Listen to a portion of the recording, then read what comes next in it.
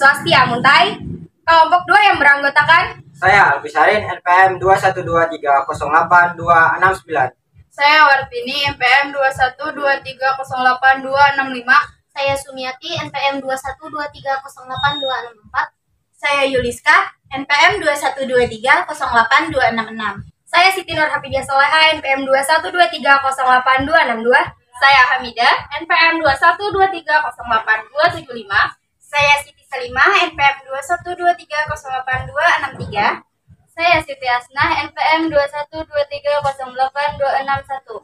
Saya Salamanda Munawarah, NPM 212308259. Di sini kami ingin mempresentasikan video yang akan kami buat, yaitu pemilihan umum atau pemilu.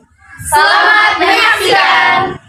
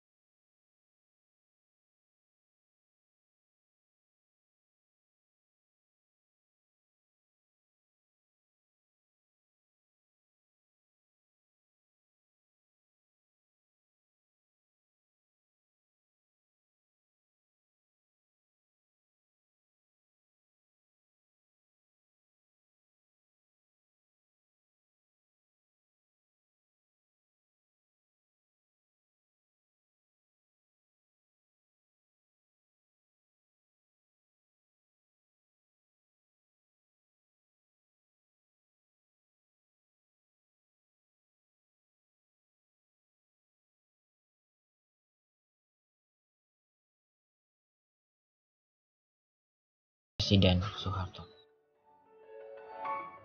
Selanjutnya adalah tujuan pemilu. Tujuan diselenggarakannya pemilu adalah agar para wakil-wakil rakyat yang nantinya menduduki kursi pemerintahan memang benar-benar dipilih oleh rakyat, berasal dari rakyat, dan akan bekerja untuk kepentingan rakyat. Demikian juga presiden dan wakil presiden. Sedangkan tujuan pemilu adalah membentuk pemerintahan baru dan perwakilan rakyat yang benar-benar bekerja untuk meningkatkan kesejahteraan rakyat. Beberapa esensi dari tujuan pemilu yang harus dicapai antara lain: 1. Tujuan pemilu untuk melaksanakan kedaulatan rakyat. Kedua, tujuan pemilu sebagai perwujudan hak asasi politik rakyat. Yang ketiga, tujuan pemilu untuk memilih wakil-wakil rakyat yang duduk di DPR, DPD, dan DPRD, serta memilih presiden dan wakil presiden. Yang keempat, tujuan pemilu untuk melaksanakan pergantian personal secara damai, aman, dan tertib atau secara konstitusional. Kelima, tujuan pemilu untuk memilih kesinambungan pembangunan nasional. Menurut penjelasan Undang-Undang Nomor 12 Tahun 2003, tujuan pemilu adalah untuk memilih wakil rakyat dan wakil daerah, serta untuk membentuk pemerintahan yang demokratis, kuat, dan memperoleh dukungan rakyat dalam rangka mewujudkan tujuan nasional sebagaimana diamanatkan Undang-Undang Dasar Negara Republik Indonesia. D. Prinsip pemilu. Penyelenggaraan pemilu harus melaksanakan pemilu berdasarkan pada asas-asas sebagaimana dimaksud dalam pasal 2, dan penyelenggaraannya harus mematuhi prinsip, misalnya mandiri, jujur, adil, berkepastian hukum, tertib, terbuka, profesional, akuntabel, efektif, dan efisien. Berbicara mengenai pemilu memiliki fungsi utama untuk menghasilkan kepemimpinan yang benar-benar mendekati kehendak rakyat. Namun, ada pun fungsi lain dari pemilu. Mengutip dari Kristiadi, Beliau mengatakan bahwa fungsi pemilu ada beberapa hal. Di antaranya, pertama, institusi dan instrumen untuk mengendalikan konflik-konflik kepentingan yang terjadi dalam masyarakat. Kedua, sarana untuk pergantian pemerintah secara wajar dan damai. Ketiga, untuk membangun basis legitimasi politik konstitusional. Keempat, untuk mengetahui tingkat kedewasaan dan kemantapan budaya politik nasional. Kelima, untuk memperoleh banyaknya informasi tentang berbagai kebijakan dan permasalahan yang dihadapi bangsa dan negara dalam mewujudkan kesejahteraan warganya. Oleh karena itu, pemilu merupakan salah satu sarana legitimasi kekuasaan. Pemilu dapat dikatakan aspiratif dan demokratis apabila memenuhi beberapa persyaratannya. Baiklah, di sini saya akan menjelaskan tentang pemilu di Indonesia. Pemilihan umum di Indonesia awalnya ditujukan untuk memilih anggota lembaga perwakilan, yaitu DPR, DPRD provinsi, dan DPRD kabupaten atau kota. Ini merupakan pemilu yang pertama dalam sejarah Indonesia. Pada saat itu Indonesia berumur 10 tahun. Sistem pemilu. Dalam ilmu politik dikenal bermacam-macam sistem pemilihan umum dengan berbagai variasinya. Akan tetapi pada umumnya berkisar pada dua prinsip pokok, yaitu satu, single member konstitusi atau satu daerah pemilihan memilih satu wakil, biasanya disebut dengan sistem distrik. Dua, multi member konstitusi atau satu daerah memilih beberapa wakil, biasanya dinamakan sistem perwakilan berimbang atau sistem proporsional. Dari dua prinsip pokok tersebut, adapun pengertian-pengertiannya yaitu A. Sistem distrik merupakan sistem pemilihan umum yang paling tua dan didasarkan atas kesatuan geografis. Sistem kesatuan geografis yang biasanya disebut distrik karena kecilnya daerah yang diliputi mempunyai satu wakil dalam Dewan Perwakilan Rakyat. Selanjutnya B. Sistem perwakilan berimbang atau sistem proporsional. Sistem ini dianut oleh Indonesia. Pemilu tidaklah langsung memilih calon yang didukungnya, karena para calon ditentukan berdasarkan nomor urut calon-calon dari masing-masing parpol atau organisasi sosial politik atau Orsospol.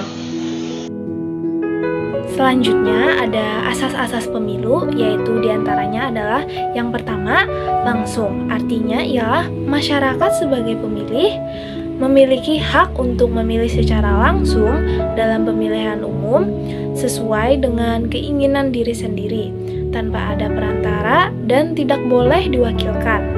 Selanjutnya yang kedua yaitu umum. Umum di sini berarti pemilu berlaku untuk seluruh warga negara Indonesia yang memenuhi persyaratan yang sudah memiliki hak pilih atau hak menggunakan suaranya tanpa membeda-bedakan agama, suku, ras, jenis kelamin, golongan, pekerjaan, kedaerahan, dan status sosial yang lainnya.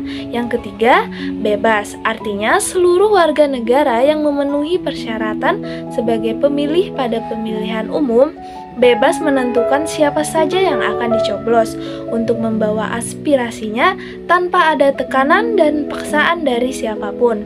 Selanjutnya, yang keempat ialah rahasia, yang berarti suara yang telah diberikan hanya diketahui oleh pemilih itu sendiri dalam menentukan pilihannya. Pemilih memberikan suaranya pada surat suara dengan tidak dapat diketahui oleh orang lain kepada siapapun suaranya diberikan. Yang kelima, ada jujur, yang berarti semua pihak yang terkait dengan pemilu harus bertindak dan juga bersikap jujur sesuai dengan peraturan perundang-undangan yang berlaku. Yang terakhir yaitu yang keenam ialah adil. Artinya, dalam pelaksanaan pemilu, setiap pemilih dan peserta pemilihan umum dapat perlakuan yang sama, serta bebas dari kecurangan pihak manapun. Sekian, terima kasih. Assalamualaikum warahmatullahi wabarakatuh. Perkenalkan, nama saya Siti Fatimah dari Lokal 2G dari kelompok 2 yang mana dengan materi tentang pemilu. Kali ini saya akan menjelaskan tahapan pelaksanaan pemilu. Berikut tahapan-tahapan pelaksanaan pemilu di Indonesia secara umum. 1. Pendaftaran pemilih untuk dapat ikut memberikan suara. Para calon pemilih pemilu harus terdaftar. Waktu pendaftaran paling lambat 6 bulan sebelum pelaksanaan pemilu. 2. Kampanye. Menurut Undang-Undang Nomor 23 Tahun 2003 tentang Pemilu, kampanye dilakukan secara 3 minggu dan berakhir 3 hari sebelum hari pemungutan suara. Kampanye merupakan ajakan dari para peserta pemilu. Kampanye dilakukan untuk meyakinkan para calon pemilih serta untuk menjelaskan kepada para calon pemilih tentang program, visi, dan misi. 4. Pemungutan suara merupakan inti dari penyelenggaraan pemilu. Dalam kegiatan ini memberikan suaranya melalui kartu suara di TPS, yaitu tempat pemungutan suara yang sudah disediakan. 5. Penghitungan suara setelah pemungutan selesai. Proses berikutnya adalah penghitungan suara.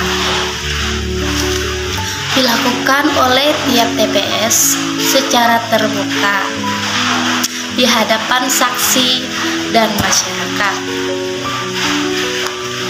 6. Penetapan dan pemungutan. Hasil pemilu penetapan atau pemungutan dilakukan secara nasional oleh KPU.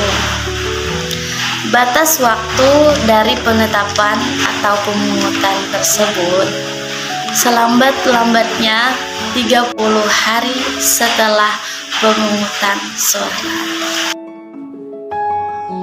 Adapun syarat dalam mengikuti pemilu ada 6, yaitu yang pertama warga negara Indonesia, yang kedua warga yang telah genap berusia 17 tahun, yang ketiga terdaftar sebagai pemilih di DPT, yang keempat tidak sedang terganggu jiwa atau ingatannya, yang kelima tidak sedang dicabut hak pilihnya berdasarkan keputusan pengadilan yang telah mempunyai hak tetap, dan yang terakhir seorang purnawirawan TNI.